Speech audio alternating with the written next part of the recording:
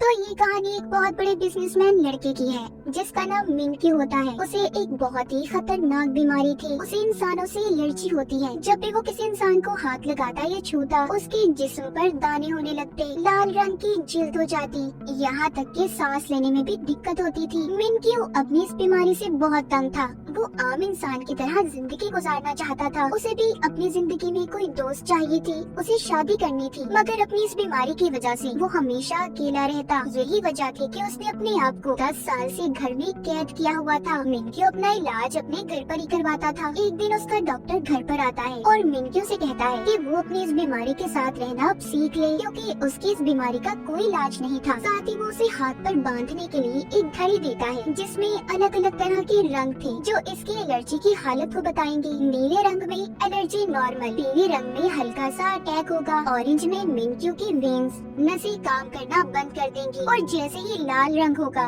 वो कुछ ही देर में मर जाएगा। एक दिन एक साइंटिस्ट मिनक्यू से राब्ता करता है जिसका नाम होंग था। वो बताता है कि उसने अपनी टीम के साथ मिलकर एक रोबोट तैयार किया है जो कि बिल्कुल एक इंसान की तरह काम करेगी। मिनक्यू अगर उसे हाथ भी लगाएगा उसे एलर्जी का अटैक नहीं होगा। साइंटिस्ट होंग उसे इस रोबोट की कीमत $100 बिलियन बताता है। अब अगले दिन जब मिनक्यू लैब में जाकर उस रोबोट को देखता है, जिसे देखकर वो हैरान हो गया था। उस रोबोट को एक बहुत ही खूबसूरत लड़के की शक्ल देकर बनाया गया था। जब मिनक्यू उसे हाथ लगाता है तो उसे कुछ भी नहीं होता। ये देखकर तो वो खुश हो गया था। वो रोबोट इसको अपना नाम AJ3 बताती है। मिनक्यू इसे AJ3 रोबोट को खरीदने के लिए तैयार था और बहुत सारे पैसे इस रोबोट पर लगा देता है। अगले दिन जब साइंटिस्ट इस रोबोट को टेस्ट कर रहे थे तो एक साइंटिस्ट सोडा की बोतल को उछाल देता है जिसमें से एक बूंद इस AJ3 के अंदर गिर जाती है। बहुत बड़ा शॉर्ट सर्किट हो गया था और उस रोबोट का प्रोसेसिंग सिस्टम खराब हो जाता है जिससे वो चला करती थी। ये देखकर सारी टीम बहुत ज्यादा परेशान थी क्योंकि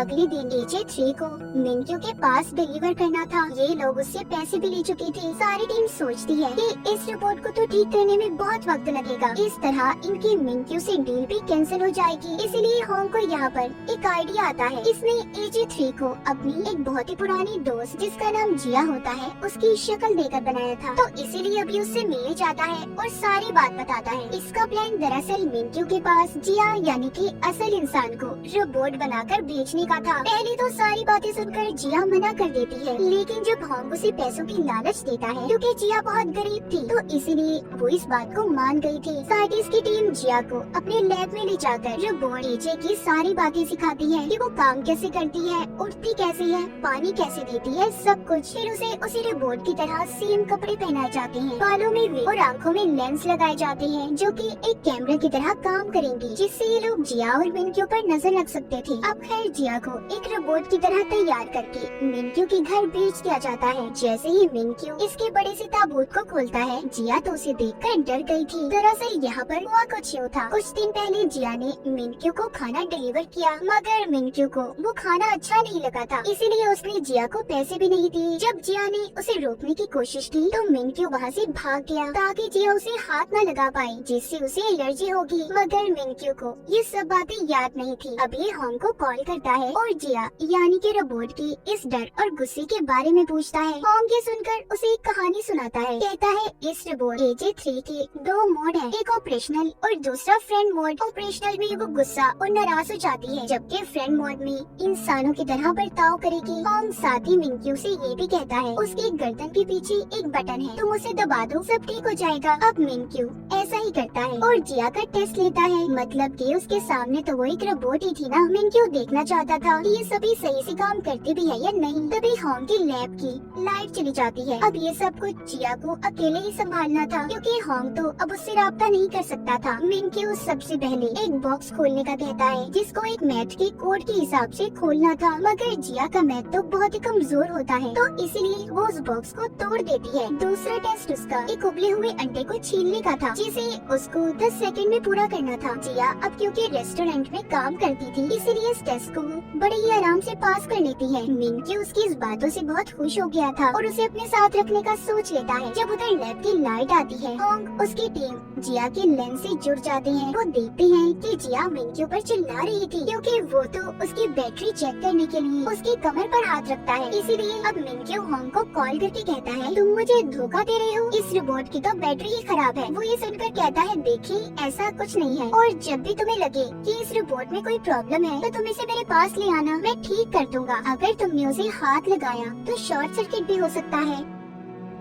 अब इसके बाद मिनक्यू जब अपने किचन में पानी पीने जाता है तो एकदम से उसका सांस बंद हो गया था। जिया भागकर उसके पास आती है और उसकी कमर थपथपाती है, जिससे वो कुछ ही देर में ठीक हो गया था। वो उससे पूछता है कि तुमने मेरी ऑर्डर हुक्म के बगैर ये काम कैसे किया। वो बताती है, मेरे अंदर बहुत से फंक्शंस हैं जिनकी मदद से मैं खुद भी काम कर सकती हूँ। यहाँ पर मिनक्यू जिया को जब पहली बार हाथ लगाता है तो हैरानी की बात ये थी, उसे कुछ भी नहीं होता, कोई एलर्जी नहीं। हालांकि जिया असल में तो आम इंसान ही थी ना, बस उसकी नजरों में एक रोबोट होने का नाटक कर रही थी। रात को होंग जिया को बैटरी ठीक करने के बहाने लैब में ले आता है, जहाँ पर वो उसे कहता है कि तुम जानती भी हो तुम हम सबको फंसाने वाली थी। अगर मिनक्यू सच्चाई जान जाता तो क्या होता। इस बात पर जिया को गुस्सा आता है। वो समझती है कि उसने अपना काम सही से नहीं किया, इसीलिए वो लैब से चली जाती है। जिसके बाद होंग और उसकी टीम को ये बात पता चलती है कि AG3 रोबोट को ठीक करने के लिए अफ्रीका में भेज दिया गया है, जहाँ पर उसे 2 हफ्ते और लग सकते हैं। उसी वक्त होंग को मिनक्यू की कॉल आती है जो कहता है कि मुझे तुम्हारा बनाया हुआ रोबोट AG3 बहुत पसंद आया, मैं इसे 1 महीने के लिए लेना चाहता हूँ। होंग को कुछ समझ नहीं आती कि अब वो क्या करेगा, इसीलिए वो जिया को वापस बुलाता है और कहता है कि कुछ दिन और तुम्हें रोबोट बनकर मिनक्यू के सामने रहना होगा। इसके बदले में वो उसे ज्यादा पैसे देने की लालच भी देता है और कहता है कि हर रात तुम्हें चार्ज करने के बहाने हम लैब में ले आएंगे। ये सब बातें सुनकर जिया फिर से रोबोट बनने के लिए तैयार थी। एक दिन जिया बाथरूम में जाती है, बाथरूम को मिनक्यू के महंगे परफ्यूम से साफ कर रही थी। तभी उधर मिनक्यू आ जाता है और उसे इस तरह देखकर कहता है कि रोबोट तो पानी के पास नहीं जा सकती, तो तुम ये सब कैसे कर रही हो। जिया रोबोट की तरह उसे जवाब देती है कि मैं एडवांस रोबोट हूँ जो हर काम कर सकती हूँ। तभी मिनक्यू जब मुड़ने लगता है तो वो जिया के मुंह पर आते पसीने को नोटिस करता है। ये देखने जब वो दोबारा पीछे मुड़ता है तो तभी उसका पाँव साबुन के ऊपर आ गया था, जिससे वो फिसल जाता है और उसकी कमर में चोट लग गई थी। इस तरह एक दिन जिया सफाई करते हुए मिनक्यू के ताश के पत्तों का बना हुआ घर खराब कर देती है, जिसको बनाने में उसे 10 साल लगे थे। ये देखकर मिनक्यू को गुस्सा आ जाता है। तभी जिया कहती है,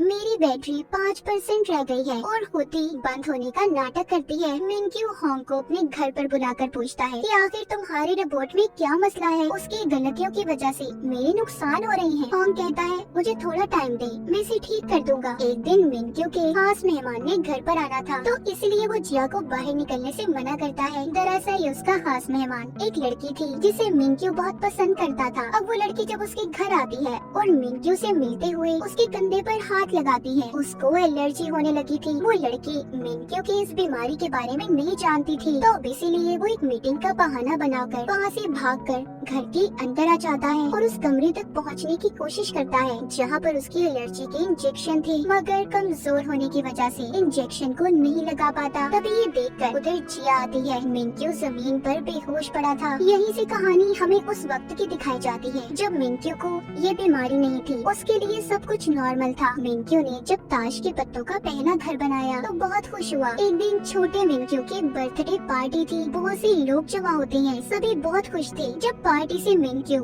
अपने मॉम डैड के साथ घर जा रहा था तो उसका गुब्बारा उसकी डैड की आंखों के सामने आ गया, जिससे उन्हें सामने से आने वाला ट्रक नजर नहीं आया और उनकी गाड़ी का एक्सीडेंट हो गया, जिसमें मिनक्यू के मॉम डैड मारे गए। उनके फ्यूनरल पर बहुत से लोग जमा थे। तभी मिनक्यू का बड़ा बनने की कोशिश में लगे थे। दरअसल उन्हें मिनक्यू से कोई मतलब नहीं था, वो सब तो इसके डैड की जायदाद के पीछे पड़े थे। तभी एक दिन मिनक्यू को एक लिखा हुआ नोटिस मिलता है जो कि मैडम एक्स का था, जिनके बारे में हमें आगे जाकर पता चलेगा, जिसमें लिखा था कि बच्चे तुमने किसी भी पेपर्स पर साइन नहीं करने।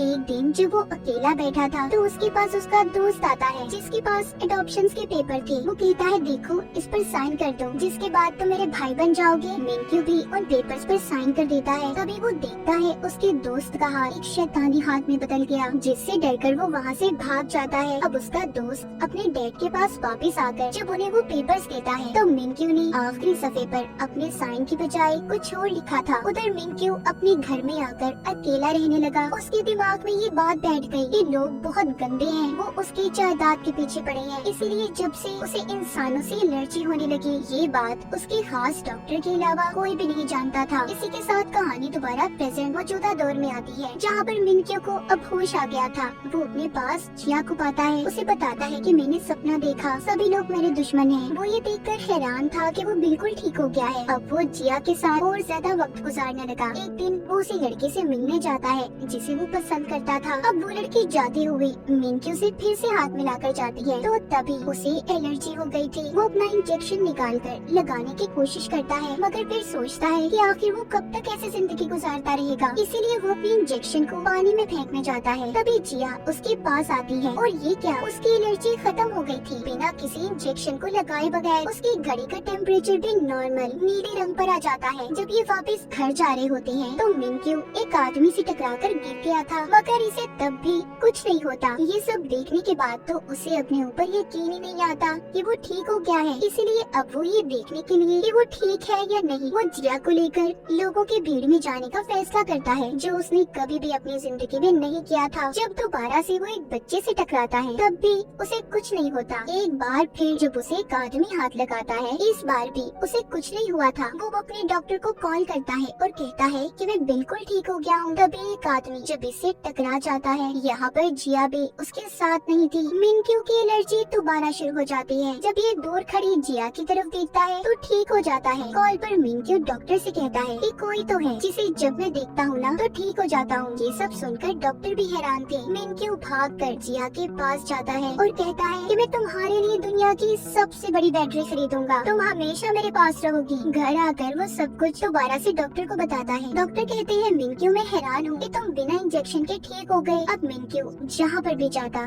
जिया को अपने साथ साथ रखता। उसकी नजर में तो अब भी वो सिर्फ एक रोबोट थी। उधर लैब में दिखाया जाता है असल AJ3 रोबोट ठीक हो गई है, मगर उसे ठीक से काम करने में कुछ वक्त अभी और लगने वाला था। जब जिया को ये बात पता चलती है कि AJ3 रोबोट ठीक हो गई है तो उदास हो जाती है, क्योंकि अब इसे भी मिनक्यू के साथ रहने की आदत हो गई थी। एक दिन मिनक्यू जिया को होटल में लेकर जाता है, जहाँ पर वो लड़की अपने डैड के साथ आई हुई थी जिसे मिनक्यू पसंद करता था। वो जिया को ले जाकर एक अलग टेबल पर बिठा देता है। ये बात जिया को बहुत बुरी लगती है। जब मिनक्यू वापस आता है तो वो उसे ठीक से बात नहीं करती। अब मिनक्यू भी जान गया था कि वो तभी महफूज है जब AJ3 रोबोट यानी कि जिया उसके साथ होगी। एक दिन जब वो गैस स्टेशन पर रुकता है तो क्रेडिट कार्ड लेते हुए उसका हाथ वहाँ के वर्कर के हाथ से लग जाता है। थोड़ा आगे जाने पर जब वो इस बात को नोटिस करता है कि उसे किसी ने हाथ लगाया तब भी उसे कुछ नहीं हुआ। ये सारी बातें जब वो अपने डॉक्टर को बताता है तो वो कहते हैं देखो अब तुम ठीक हो गए हो तो उस रिपोर्ट को बेच दो ना जिसे तुमने अपने घर में रखा है। मतलब जिया की बात हो रही थी यहाँ पर, मगर धीरे दिल में तो मिनक्यू को जिया से प्यार हो गया था। अब वो होम के पास जाता है और उसे अपने दिल की बात बताता है। ये बात सुनकर वो कहता है कि तुम एक रोबोट की बात कर रहे हो जिसे पहले से डिजाइन किया गया था। मिनक्यू कहता है फिर मैं क्या करूँ, मैं पागल हो रहा हूँ, कैसे भुलाऊं मैं उसकी यादों को। वो कहता है एक रास्ता है, मैं उस रोबोट की सारी यादों को डिलीट कर दूंगा जिससे वो सब कुछ भूल जाएगी और तुम भी कहीं और चले जाना। अब आखिरी बार जिया को AJ3 रोबोट बनाकर मिनक्यू के पास भेजा जाता है। दोनों एक दूसरे को देखते हैं। बाहर बहुत ज्यादा बर्फबारी हो रही थी। आखिरी बार ये दोनों बाहर घूमने जाते हैं, फिर वापस से घर आ गए थे। मिनक्यू जिया का शुक्रिया करता है कि उसने उसे ठीक कर दिया। फिर वो अपने गले से अपनी मॉम का दिया हुआ लॉकेट उतार कर पहना देता है। फिर उसके गले लगकर रीसेट का बटन दबाकर बहुत रोता है। उधर AJ3 रोबोट को भी ये बात पता चल गई थी कि मिनक्यू का फोल्डर डिलीट हो गया है। दोनों रात को एक दूसरे को याद करके बहुत रोते हैं। जिया इतना रोती है कि बीमार हो गई थी। अगली सुबह दोनों अपनी जिंदगी की नई शुरुआत करते हैं। जिया अपनी नानी के घर जाने के लिए तैयार थी।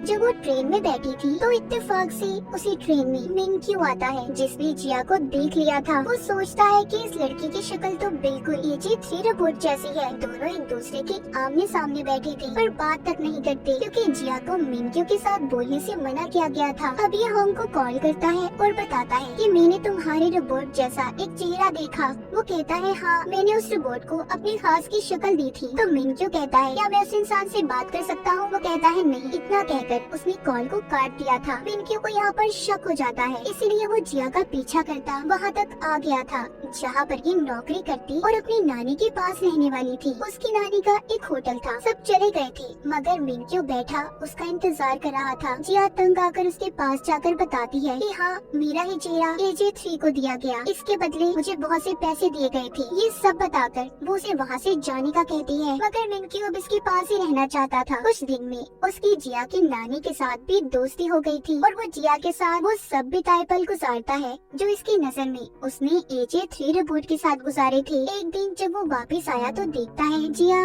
उधर होटल में नहीं थी, वो अपनी नानी के घर से जा चुकी थी। अब वो उसे पागलों की तरह यहाँ वहाँ ढूंढता है। तभी वो उसे समंदर के किनारे बैठी हुई मिलती है। उसकी नजर जिया के गले में उस लॉकेट पर जाती है जो उसने AJ3 रिपोर्ट को पहनाया था। जिया उससे वो हार छुपाने की कोशिश भी करती है मगर मिनक्यू ने उसे देख लिया था। उसकी हालत बहुत खराब थी, उसे समझ आ जाती है कि उसके साथ बहुत बड़ा धोखा हुआ है। उसकी एनर्जी लाल रंग पर पहुंच गई थी जो ऐसा इसके साथ कभी नहीं हुआ था। वो जमीन पर गिर जाता है, उसके बचने के चांसेस भी बहुत कम लग रहे थे। तभी उधर होंग और डॉक्टर आ जाते हैं जो इसे इंजेक्शन लगाती है और घर ले आए थे। उसका इलाज किया जाता है। यहाँ पर जिया मिनक्यू से मिलकर उसे सब कुछ बताना चाहती थी मगर डॉक्टर उसको मना करते हैं। जब मिनक्यू ठीक हो जाता है तो उसके पास उसका एक खास असिस्टेंट आया था जो उसको जिया और होंग की कंपनी के खिलाफ केस करने का कहता है कि उन्होंने उसे धोखा दिया। यहाँ पर हमें ये भी पता चलता है कि वो असिस्टेंट दरअसल जिया का भाई था। उसने जिया के इस धोखे के बाद मिनक्यू के पास से नौकरी छोड़ दी थी। अब मिनक्यू होंग की टीम के पास जाता है और उसे अपने साथ धोखा करने के जुर्म में उनके लैब को खाली करवा देता है। उधर जिया भी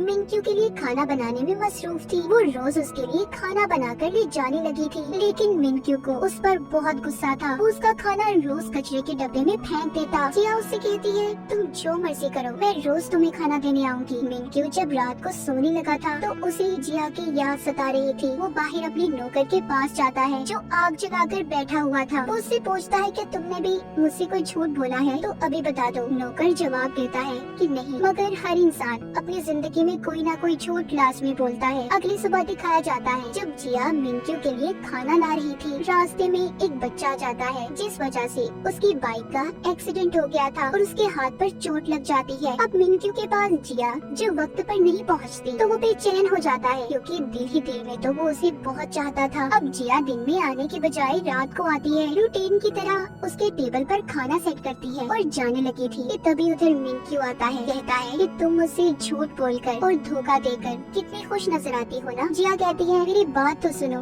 मैं तुम्हें बहुत कुछ बताना चाहती हूँ। मगर मिनक्यू कोई भी बात सुनने के मूड में नहीं था और गुस्से से गिलास को तोड़ देता है जिसका कांच जिया के हाथ पर आकर लगा था। उसके हाथ से खून आने लगता है मगर फिर भी वो मिनक्यू से माफी मांगती है और चली जाती है। सुबह को मिनक्यू के घर जिया की दोस्त आती है, उसे समझाने की कोशिश कर रही थी। कहती है कि देखो अपनी जिद छोड़ दो, नहीं तो अपनी यादों में ही कैद होकर अकेले रह जाओगी। जिया होंग की टीम के साथ ऑस्ट्रेलिया जाने वाली है, उसे रोक लो। मिनक्यू जिया के दोस्त के सामने तो नॉर्मल होने का नाटक करता है मगर मन ही मन में वो परेशान हो रहा था। सुबह होते ही जब वो उस जगह पर जाता है जहाँ पर जिया रुकी हुई थी तो वहाँ पर वो होंग की टीम के लोगों को देखता है मगर वो अपनी गाड़ी लेकर वहाँ से चला गया था और वापस अपने घर आ जाता है जहाँ पर आकर वो टीवी में खबर सुनता है। उसे पता चलता है कि आज 70 सितारे आसमान पर टूटे नजर आएंगे। जब वो अपनी छतरी बदलने जाता है तो उसे जिया की छतरी मिलती है, जिसे देखकर वो दोबारा से अपनी और जिया की प्यार भरी यादों में गुम हो जाता है। उधर AJ3 रोबोट भी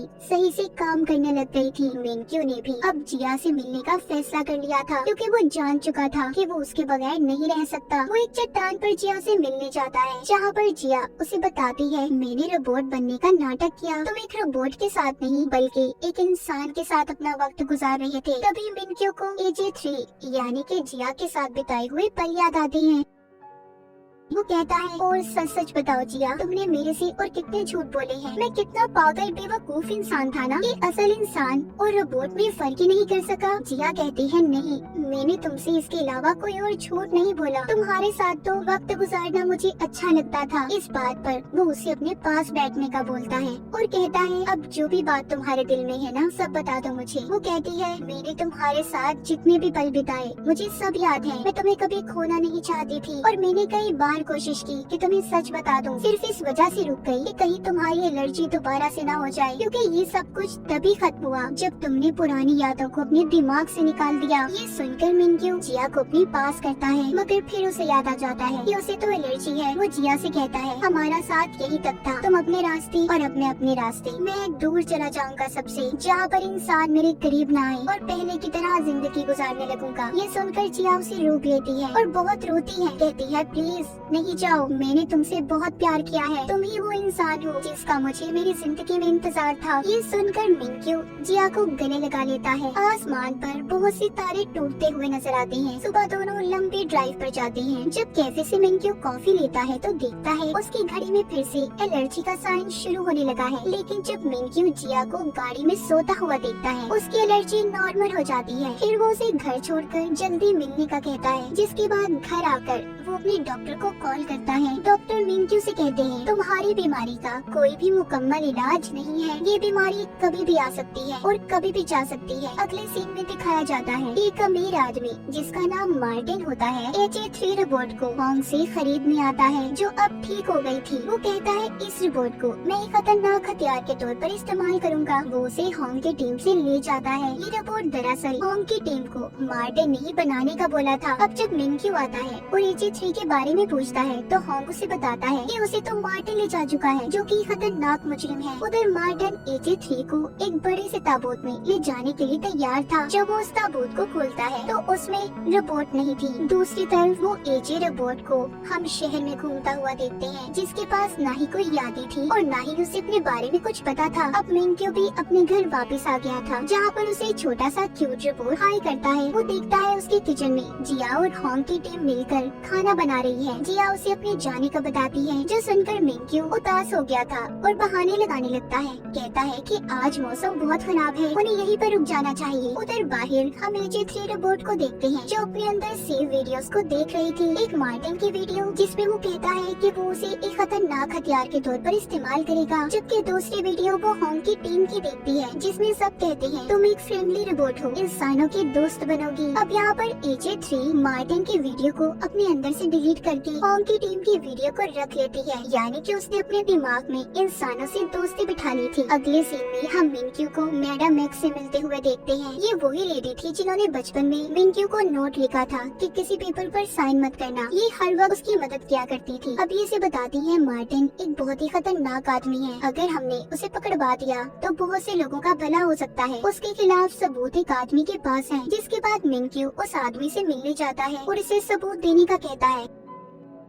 पर वो आदमी थोड़ा डर रहा था। लेकिन मिंक्यू कहता है, देखिए आपकी हिफाजत हमारी पुलिस टीम करेगी, आपको डरने की कोई जरूरत नहीं। इसीलिए वो आदमी अब मिंक्यू को मार्टिन के खिलाफ सबूत देने के लिए तैयार था। मिंक्यू ने वो सबूत पुलिस को पहुंचवा दिए थे। जिया भी मिंक्यू को ऐसी जगह पर ले जाती है जहाँ पर HA3 को खरीदने की बहुत बड़ी डील चल रही थी। लेकिन वहाँ जाकर मिंक्यू को पता चलता है कि HA3 रोबोट तो गुम हो गई है। उधर मार्टिन भी इस चीज से परेशान था कि HA3 के अंदर उसकी सारी बातें रिकॉर्ड थी। उसे डर था कि इस बारे में अगर पुलिस को पता चल गया कि वो कहीं का नहीं रहेगा और पकड़ा जाएगा। इधर सड़कों पर घूमती हम HA3 रोबोट को देखते हैं, जिसको अपने बारे में कुछ भी नहीं पता था। वो जाकर एक भिखारी के पास बैठ जाती है और उससे अपना एड्रेस पता पूछती है। उधर हर कोई इसे ढूंढ रहा था। जिया और मिंक्यू सड़कों पर उसे तलाश कर रहे थे, जबकि होंग की टीम CCTV कैमरास को चेक कर रही थी। लेकिन जल्दी मार्टिन के आदमियों को HA3 रोबोट की लोकेशन का पता चल जाता है। अब उसके सामने दो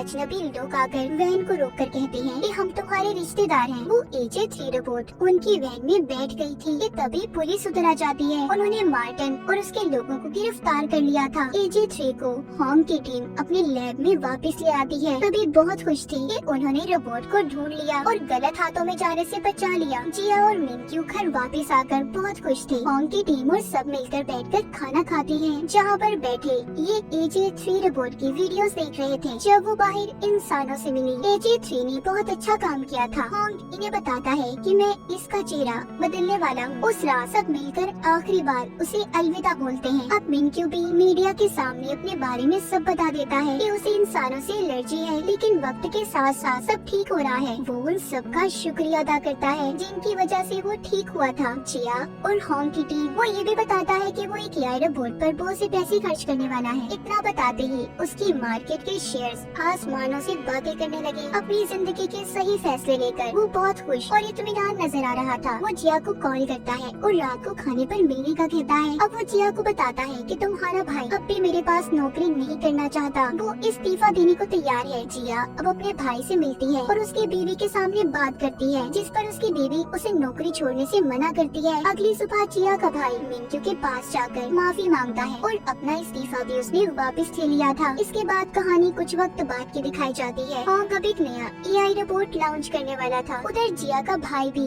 मिंटू की कंपनी का बहुत बड़ा मैनेजर बन जाता है। हम जिया को देखते हैं जो अपनी कंपनी के लैंप्स कस्टमर्स को दिखा रही थी। कुछ देर के बाद उसने मिंटू से मिलने जाना था, जहाँ पर होंग की टीम और उसके भाई की फैमिली पहले ही मौजूद थी। वो उसके घर आ जाती है। उसके घर के बाहर एक गाड़ी रुकती है, जिसमें से एक फौजी उतरकर बाहर आता है। वो कोई और नहीं बल्कि मिंटू था, जो अब एक सोल्जर बन चुका था। जिया उसके पास आने लगती है, तभी फिसल गई थी। मिंटू उसे संभालता है और उसे बहुत ही गौर से देख रहा था। मतलब ये सब अपनी जिंदगी में बहुत आगे बढ़ गए थे। मिंटू की बीमारी भी बिल्कुल ठीक हो गई थी। इसी खूबसूरत लम्हे के बाद दोनों को मिंटू के घर की तरफ जाता हुआ दिखाया जाता है, जहाँ पर सभी इनका इंतजार कर रहे थे। और इसी के साथ ही सीरीज यहीं पर खत्म हो जाती है।